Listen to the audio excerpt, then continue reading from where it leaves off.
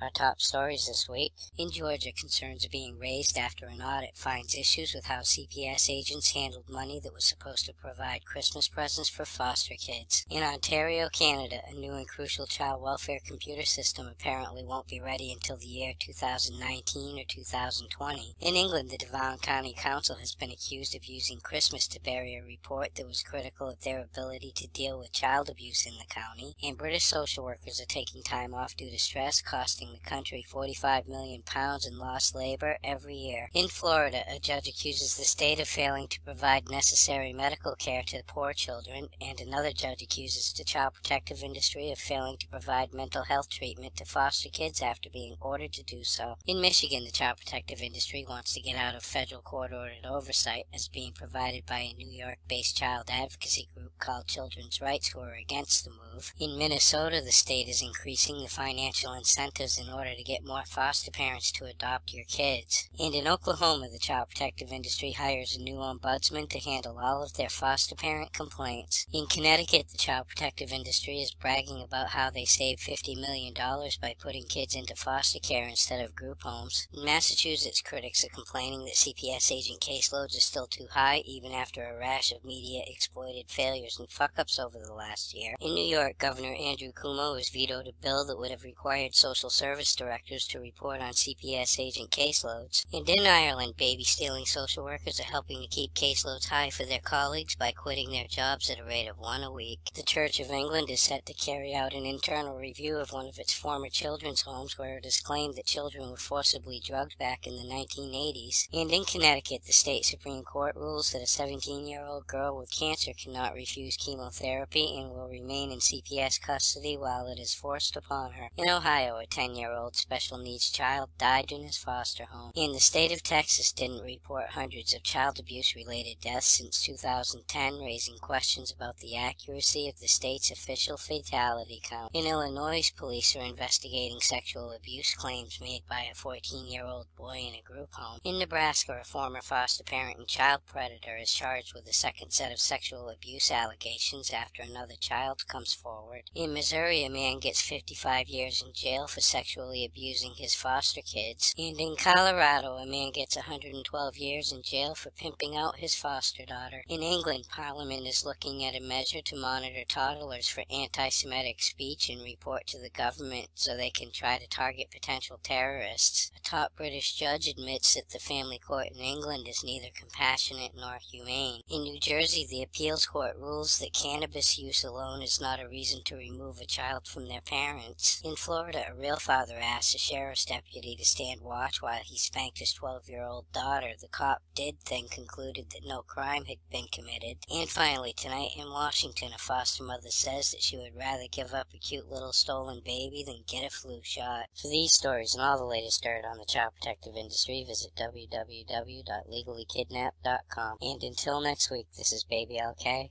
over and out.